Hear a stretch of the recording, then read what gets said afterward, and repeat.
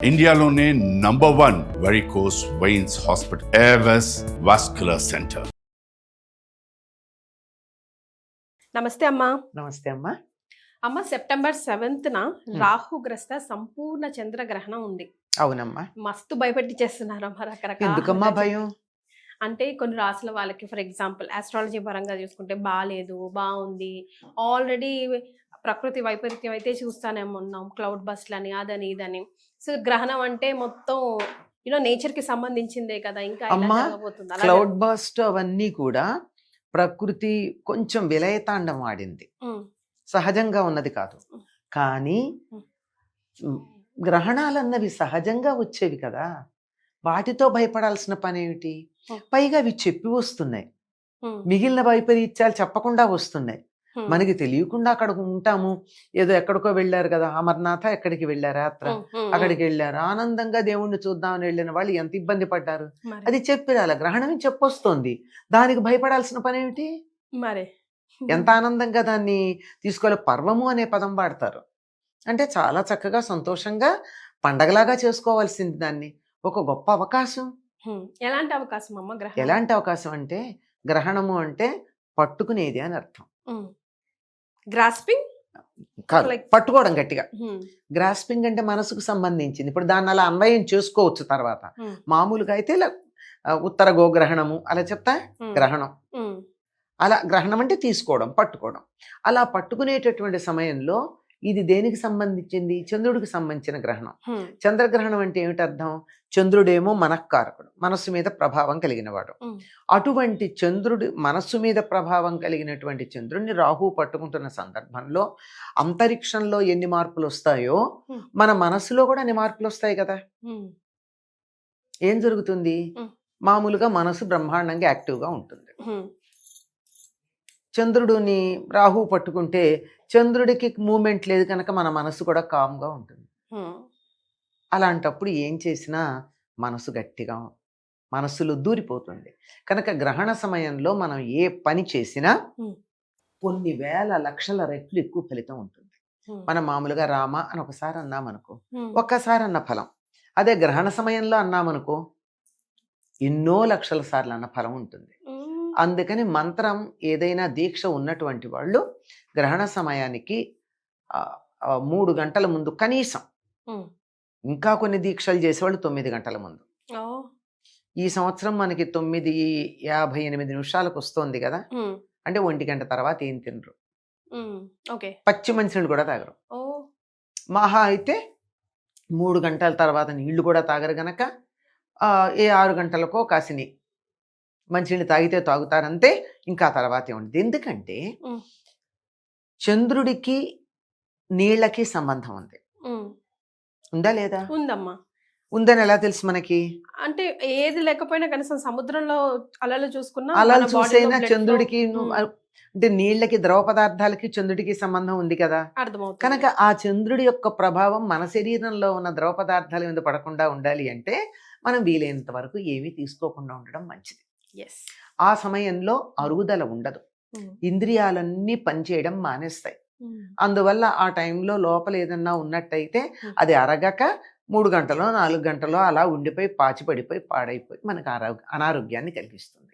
కనుక ఆ సమయానికి తిన్నది ఏదైనా అరిగిపోయేటట్టు చూసుకోవాల్సినటువంటి అవసరం ఉంది. 3 గంటలు మనం తినే సాత్వికమైనటువంటి ఆహారం పూర్తిగా అరగడానికి 3 గంటలు పడుతుంది. నాన్ వెజిటేరియన్ లాంటివి అయితే 24 గంటలు పడుతుందట అరగడానికి, అంత లోపల ఉంటుందిట. అందుకని ఒక్కొక్కసారి ఏమవుతుందంటే ఆ లోపల ఉండిపోయినందువల్ల అది స్టాగ్నేట్ అయ్యి కొంచెం పాడయ్యే అవకాశం ఉంది. అంచేత ఎక్కువగా డైజెషన్కి సంబంధించిన problems, heavy foods, non vegetarian లేదా తినగలిగిన దానికన్నా చాలా ఎక్కువ ఆహారం తింటే వస్తుంది, మామూలుగా రాదు. అందువల్ల ఆ సమయంలో కడుపులో ఏం లేకుండా చేసుకోవడం అన్నది ఆరోగ్య దృష్ట్యా చాలా మంచిది. అలా ఉంటే ఆ సమయంలో ఎక్కువగా మనసు గ్రహించే శక్తి ఉంటుంది. అందువల్ల మంత్రాలు అలాంటివి ఏవైనా ఉన్నట్టయితే ఎక్కువ చేసుకుంటూ ఉంటారు. మంత్రదీక్ష ఉన్న వాళ్ళైతే నీళ్లలో నిలబడి చేస్తారు.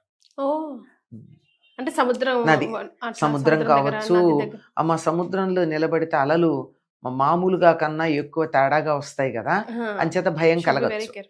అంచేత స్నానం చేసి ఒడ్డుకొచ్చేసి కూర్చుని చేస్తారు.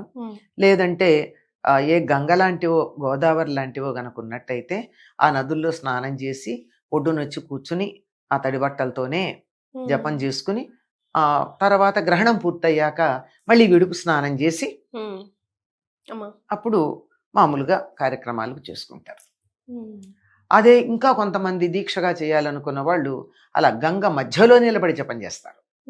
ముఖ్యంగా సూర్యగ్రహణం అటువంటి సందర్భాల్లో గ్రహణం ప్రారంభమైనప్పటి నుంచి అలా ఉండి గ్రహణం వదులుతున్నప్పటి నుంచి సూర్యుడి వైపుకి తిరిగి చూస్తూ జపం చేసే పద్ధతి కూడా ఒకటి ఉంది. కానీ అందరూ ఈ గ్రహణాలని చూడడం ఆరోగ్యానికి మంచిది కాదు, మామూలుగానే మంచిది కాదు. కొంతమంది మీద మరింత ఎక్కువ ప్రభావం ఉంటుంది. గ్రహాల ప్రభావం మనుషుల మీద ఉంటుందా అంటే, ఉంటుందో లేదో పౌర్ణమి అమావాస్యలకి సముద్రాన్ని చూస్తే తెలుస్తుందా లేదా? అదే అమ్మా, సముద్రమే అక్కర్లా, మనకు కూడా తేడా ఉంటుంది కానీ మనం కొంచెం బ్యాలెన్స్ లో ఉంటాం గనక తెలియదు. కాస్త మనస్థిమితం లేని వాళ్ళ దగ్గర కనపడుతుందా లేదా తేడా? అవునమ్మా. ఎందుకు మనలో కూడా చాలా మంది, అంటే కొంతమంది మనం అమావాస్య వచ్చిందంటే ఏదో ఒక చికాకులు వస్తూ ఉంటాయి, అదే కదా, పౌర్ణమి వచ్చిందంటే ఏదో ఒక చికాకు, మూడీగా ఉండేవాళ్ళని అంటాం. వాడి విషయం అంతా అమ్మా పున్నమ అమావాస్యలు అంటాం. మరి అంటే పూర్ణిమ నాడు ఎక్సైటెడ్ గా ఉంటాడు, అమావాస్య నాడు డల్ గా ఉంటాడు. మరి అట్లాంటి వాళ్ళని చూస్తే అర్థం అవటం లేదా అంతరిక్షంలో ఉండే గ్రహాల ప్రభావం మన మీద ఉంటుంది అని? సూర్యోదయానికి మెళుకు వస్తుందా రావట్లేదా? వస్తుంది కదా బై డిఫాల్ట్. కావాలంటే మళ్ళీ మనం అటు తిరిగి ఇటు పడుకుంటాం కానీ మెళుకు అయితే వస్తుంది. మనమైతే ఇటు తిరిగి పడుకుంటాం కానీ పక్షులు అవి వాటి అంతటా లేస్తున్నాయి కదా, సూర్యోదయానికి పూలు వికసిస్తున్నాయి కదా. మరి ఇవన్నీ అంతరిక్షంలో ఉండే గ్రహాల యొక్క ప్రభావం భూమి మీద లేదని ఎట్లా చెప్తాం? ఉంది కదా. ఆ ఉండేదాన్ని మనకు అనుకూలంగా మలుచుకోవడం కోసమే ముందుగా ఎప్పుడు గ్రహణాలు వస్తున్నాయి మొదలైనవి తెలుసుకుని ఆ సమయాన్ని మనకు అనుకూలంగా మార్చుకుంటాం. ఎస్. అయితే బట్టు విడుపు స్నానాలు మస్టా అమ్మ? ఎవరెవరు చేయాలి, ఎవరెవరు చేయకూడదు? అండ్ మధ్యరాత్రే మళ్ళీ ఇంటిని కానీ లేదంటే దేవుడు గదిని కానీ క్లీన్ చేసుకోవాలా? ఉదయం సూర్యోదయం వరకు వెయిట్ చేయొచ్చా?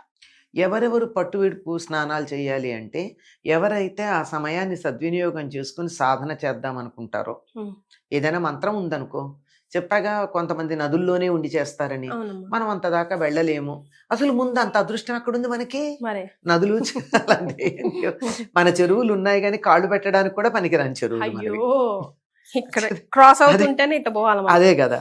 అంచేత మనం మామూలుగానే స్నానం చేసి చక్కగా దేవుడి దగ్గర దీపం పెట్టుకుని హాయిగా మనకి నచ్చినటువంటి, లేదా మనకెవరైనా గురువులు మంత్రం ఇస్తే ఇవ్వచ్చు, ఎవ్వరు ఇవ్వకపోయినా చేయదగిన మంత్రాలు 2 ఉన్నాయమ్మా. ఒకటి శ్రీరామ అనేది, ఇంకొకటేమో నమశివాయ అనేది. ఆల్ ఆఫ్ సడన్ ఇప్పుడు నేను అనుకున్నాను, అందరూ చెప్తున్నారు కదా, ఇప్పుడు అమ్మ చెప్పారు కదా, నేను ఈ టైం ని సద్వినియోగం చేసుకుంటాను అని చెప్పి స్టార్ట్ చేయొచ్చా అమ్మా? చేసేయచ్చమ్మా. హాయిగా మీకు ఇష్టదైవం శివుడైతే నమశివాయ అని, ఇప్పుడు ఓం మొదలైనటువంటివి ఏమన్నా చేరిస్తే మాత్రం అప్పుడు గురువు దగ్గర ఉపదేశం కావాలి. అందులో ఏం లేదు కదా, చక్కని పంచాక్షరి నమశివాయ చేసుకోవచ్చు. లేదు హాయిగా శ్రీరామ అని చేసుకోవచ్చు. శ్రీరామ రామ రామేతి రమే రామే మనోరమే సహస్రనామ తత్తుల్యం రామనామ వరానని అని చెయ్యొచ్చు. లేదా శ్రీరామ జయ రామ జయ జయ రామ, చాలా గొప్ప మంత్రం. తులసీదాసు 13 లక్షలు చేసేటప్పటికి రాముల వారి దర్శనం కూడా అయింది దానికి. అంత మంచి మంత్రం. అలవాటు ఉంటే లలితా సహస్రనామం చదువుకోవచ్చు, లేదా విష్ణు సహస్రనామం చదువుకోవచ్చు. ఏది లేకపోతే చక్కగా స్నానం చేసి అలా కూర్చుని, ఏమీ వద్దండి, ఒక్కసారి దైవాన్ని తలుచుకొని కళ్ళు మూసుకొని ధ్యానం చేసుకోండి. ఏమైనా చేయొచ్చు. ఏం చేసినా ఎన్నో రెట్లు ఫలితం ఉంటుంది గనక చక్కగా చేసుకోవచ్చు. మరి మీరు స్నానాలు అన్నారు, ఎవరైతే ఇట్లా ఈ అవకాశాన్ని అద్భుతంగా వినియోగించుకోవాలనుకున్నారో అట్లా చేయొచ్చు. లేదంటే కాళ్ళు చేతులు కడుక్కుని ఒకసారి దండం పెట్టుకుని తలుచుకోండి. పిల్లలైతే అలాంటివి చేయాల్సిన పనే లేదు, వాళ్ళు హాయిగా పడుకోవచ్చు. కాకపోతే వాళ్ళకి 6 లోపల అన్నం పెట్టేసి పడుకోబెట్టండి, అంతే. స్నానం కూడా లేచాక చేయొచ్చు, అప్పుడే చేయాలని నియమం లేదు. అంటే పాచి ఒక మైల అంటుకున్నది గనక దాన్ని వదిలించుకుంటాం అంతే, అంతకన్నా ఇంకేం లేదు. మీరు అన్నట్టు ఇళ్ళు కడుక్కోవడాలు, దేవుళ్ళు కడుక్కోవడాలు అవన్నీ ఉన్నాయి. అర్ధరాత్రి ఏం చేయక్కర్లేదమ్మా, పొద్దున్న చేసుకోవచ్చు. సూర్యోదయం తర్వాత, సూర్యోదయం ఎప్పుడు లేస్తే అప్పుడు. తెల్లారుదాం 4ంటికి లేచే అలవాటు ఉన్న వాళ్ళు 4ంటికి చేసుకోండి, ఎప్పుడు లేచే అలవాటు ఉంటే అప్పుడు చేసుకోవచ్చు. సో అస్సలు చేయకూడని పని గ్రహణం టైంలో గ్రహణం టైంలో తినకూడదమ్మా, మోస్ట్ తాగకూడదు, ఇంపార్టెంట్. తినకూడదు, తాగకూడదు. ఏవైనా కొన్ని కఠినమైన పనులు అంటే కత్తులతో పనిచేయడం అలాంటివి చేయకూడదు. షార్ప్గా ఉండేటటువంటివి, కొట్టడాలు అలా అవి చేయకూడదు. వివాహం అయినటువంటి వాళ్ళు బ్రహ్మచర్యం పాటించాలి. సో ప్రెగ్నెంట్ ఉన్న ఆడకూతుర్లను మాత్రం ఈ వీడియోస్ చూసి గ్రహణంకి సంబంధించి మస్తు భయపడుతున్నారు కదమ్మా. అసలు మినిమం బేసికల్గా అఫ్ కోర్స్ అందరికీ తెలుసు కదలకుండా పడుకోవాలి అలాగా. సో వాళ్ళు ఒక్కసారి గుర్తు చేద్దాం ఏం చేయాలి ఏం చేయకూడదు. గ్రహణంలో ఉన్నటువంటి గర్భవతులైనటువంటి ఆడపిల్లలు వీలైనంత వరకు ఇనుము ఒంటికి తగలకుండా చూసుకోండి. ఓకే. అంటే చాలా మందికి సేఫ్టీ పిన్స్ మంగళసూత్రాల్లో పెట్టుకునే అలవాటు ఉంటుంది, అదొద్దు. అలాగే బ్లౌజెస్ కి వాటికి ఇనప బటన్స్ మెటల్తో ఉన్నటువంటి సేఫ్టీ పిన్స్ పెట్టుకోవద్దు. హుక్స్ లాంటివి ఉంటే పెట్టుకోండి, అంతేగాని అవి కూడా ప్యూర్ ఇనుము కావు గనక ఇట్స్ ఓకే. అవి కూడా లేకుండా ఈ రోజుల్లో అమ్మాయిలు చాలా మంది నైటీలు వేసుకుంటున్నారు హుక్స్ లేకుండా కదా, అది బెటర్. ఒంటికి ఇనుము లాంటివి తగలకూడదు. తర్వాత వీలైనంత వరకు కదలకుండా పడుకోవడం చాలా మంచిది. ఆహార నియమాలు ఎలాగో ఉన్నాయి, ఇవన్నీ కూడా గర్భవతులు, బాలింతలు, చిన్నపిల్లలు, రోగులు, వృద్ధులు వీళ్ళకన్నీ కన్సెషన్స్ ఉన్నాయి. అంచేత తినకుండా ఉండలేము, గంటకి తినందే లోపల బిడ్డ బాధపడతాడు అని కనుక అనిపించినట్టయితే ఆ సమయంలో తేలికగా ఉండే పాల లాంటివి తీసుకోండి, కానీ ఘన పదార్థాలు తీసుకోకండి. పాలు ఇంకేం రకరకాల ద్రవాలు తాగుతారు కదా, ఏవో ప్రోటీన్ వేసుకుని ఏవో సంథింగ్ కొంచెం ఎక్కువసేపు అడుగుండేట్టు ఘన పదార్థాలు కాకుండా. అందులో ఈసారి రాత్రి గనక మనకి పెద్ద సమస్య లేదు, ఎలాగో రాత్రి పెద్దగా తినేదే ఉండదు కనుక 6 గంటల లోపల తినేది ఏదన్నా తినేసి మళ్ళీ కావాలంటే 8, 8:30 ప్రాంతాల్లో కాసిన పాలు మళ్ళీ ఇబ్బంది లేకుండా తాగేసి పడుకుంటే సరే. ఆ పడుకునేది కూడా అస్తవ్యస్తంగా ఎడాపెడా పడుకోకుండా. అది ఎందుకంటే చంద్రుడికిను నీళ్ళకి సంబంధం చెప్పాం కదా. గర్భవతి లోపల ఉండేటటువంటి శిశువు ఎందులో ఉంటాడు, ఉమ్మ నీరులో ఉంటాడు. ఆ ఉమ్మ నీరు మీద కూడా ప్రభావం ఉంటుంది కదా.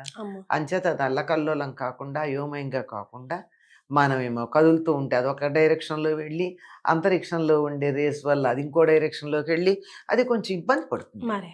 అలాంటి ఇబ్బందులు కలగకుండా ఉండేటట్టుగా చక్కగా కదలకుండా పడుకోండి. ఇంతకు మించినటువంటి పెద్దగా పాటించాల్సిన నియమాలు ఏమున్నాయమ్మా, కానీ ఇదే చాలా కష్టమైంది. త్వరగా తినేయండి. ఇంకా చాలా అదృష్టం ఈసారి రాత్రి దరిదాపుల్లో 10 గంటలకు వస్తోంది అంటే సగం నిద్రపోతుంటాం, సగం అసలు ఆ తర్వాత ఆ సమయంలో తినే సమయం కూడా కాదు కనుక దానివల్ల సమస్య లేదు. అమ్మ నిల్వ వస్తువుల్ని గరికతో మనం దర్భతో మనం నిల్వ వస్తువుల్లో వేస్తూ ఉంటాం, ముఖ్యంగా ఈ గ్రహణాలు అప్పుడు. ఎందుకని అమ్మా? దర్భకు అటువంటి శక్తి ఉందమ్మా. సహస్ర పరమాదేవి శతమూల శతాంకుర సహస్రగం హరతు మే పాపం దూర్వా దుస్వప్న నాశిని అని దూర్వ గురించి చెప్తారు, అంటే దర్భ గురించి.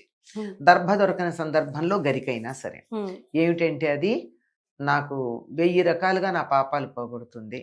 శతమూల శతాంకుర, అది శతమూలం అంటే దాని మొదలు 100 మొదళ్ళు ఉంటాయి, 100 చిగుళ్ళు ఉంటాయి. అంచేత పూర్తిగా దాన్ని తీసేస్తే కూడా ఇంత ఎండిపోయిన మొండె ఉంటే కూడా నీళ్లు పడంగానే చిగురిస్తుంది. అది దానికి ఉన్నటువంటి లక్షణం.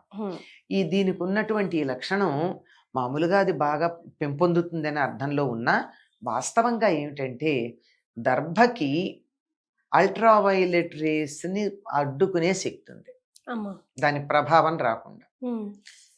ఈ దర్భ వేసిన నీళ్లు, దర్భ వేయని నీళ్లు 2 అలా పెట్టి గ్రహణ సమయంలో ఆరుబయట కనిపించినట్టయితే వాటికి ఉండేటటువంటి ఆ మూమెంట్ ఏదో ఉంటుందో లోపల ఉండే మాలిక్యులర్ మూమెంట్, దీన్నేమో దర్భ వేసిన దాంట్లోనేమో ప్యాటర్న్స్ చక్కగా సిస్టమేటిక్ గా ఉంటాయిట. అవతల దర్భ వేయకుండా ఆ గ్రహణ నుండి వచ్చే కిరణాలు పడ్డ నీళ్లల్లో అవన్నీ హ్యాఫజార్డ్గా ఉంటాయి, అస్తవ్యస్తంగా. ఇది మనం గమనించి చూడొచ్చు. కనుక అక్కడ ఉండేటటువంటి వాటిని వాటిలో ఉన్న ప్యాటర్న్ ఏదైతే ఉందో దాన్ని చెడిపోకుండా చూడగలిగిన లక్షణం దర్భకుంది గనక అన్నింటి మీద దర్భ వేయండి. ఎందుకంటే ఊరగాయలు ఉన్నాయి, ఉమ్. గ్రహణం వచ్చినప్పుడల్లా ఊరగాయలు పారేయలేం. ఇప్పుడు గ్రహణం తర్వాత దాన ధర్మాలు చేయవలసినవి చేయకూడనివి ఏమైనా ఉన్నాయా? మంచిది అంటారు కదా చేస్తే, అయితే ఎలాంటివి అట్లీస్ట్ ఇవన్నా చేయండి అనడానికి? గ్రహణం సమయంలో దానాలు చేస్తే మంచిదమ్మా. ఉమ్. జపాలు ఎలాగో మంచిది. మంచిది. అయితే ముఖ్యంగా ఒక్కొక్క సందర్భంలో వచ్చినటువంటి గ్రహణానికి కొన్ని రాసుల వారి మీద కొంచెం దుష్ప్రభావం ఉంటుంది, ఉమ్. కొన్ని రాసుల వాళ్ళకి మధ్యమంగా ఉంటుంది, ఉమ్. కొన్ని రాసుల వారికి అధమంగా ఉంటుంది. అమ్మ. అదే మంచి ప్రభావం ఉంటుంది. మంచి మిడిల్, ఆ. కొంచెం బాగుండకపోవడం. అంటే మిడిల్ వాళ్ళకి ప్రభావం ఏమి ఉండదు, చెడు ఉండదు, మంచి ఉండదు. ఉమ్. ఈ చెడు ప్రభావం ఎవరికైతే ఉంటుందో వాళ్ళు ఏ దేని వల్ల వాళ్ళకి ఆ చెడు ప్రభావం ఉందో దానికి సంబంధించినటువంటి వాటిని దానాలు చేస్తారు. ఉమ్. అంటే ఉదాహరణకి కందులు అలా అంటూ ఉంటాయి కదా, ఒక్కొక్క అమ్మ. ఉమ్. ఆ, గ్రహానికి సంబంధించి. ఉమ్. కుజుడైతే అనుకుంటా కందులు ఇస్తారు, అట్లా ఉంటాయి. ఉమ్. శని అయితే మినుగులు, ఉమ్. గురువు అయితే శనగలు, ఉమ్. బుధుడైతే పెసలు, ఇలాంటివి దానం ఇస్తారు. ఉమ్. ఇవి దానం ఇచ్చినందువల్ల ప్రభావం కొంచెం తగ్గే అవకాశం ఉంది. ఉమ్. అది ఎలాగూ ఉంటుంది, కొంచెం ఉంటుంది, పూర్తిగా ఏమీ కాదు, అంతే, అంతకన్నా ఇంకేం లేదు. ఇవి ఏమీ లేకుండా కూడా దానాలు ఇవ్వచ్చు. ఉమ్. ఏ రకంగా అయితే జపం చేస్తే ఎన్నో రెట్ల ఫలితం ఉంటుందో ఉమ్. అట్లా దానం చేస్తే కూడా ₹1 దానం చేస్తే ₹1,00,000 దానం చేసిన ఫలితం వస్తుంది. ఉమ్. మనకేం చేస్తారు. Yes. దాన్ని బట్టి ఏం చేస్తే బాగుంటుందో ఇక మనకి వదిలేసారు. విషయం చెప్తున్నాం, ఏం చేయాలో మరి. ఎవరికి వాళ్ళు నిర్ణయించుకోవాలి, అందరూ తెలివిగల వాళ్ళేగా. చాలా సంతోషం అమ్మా, ధన్యవాదాలు. నమస్తే.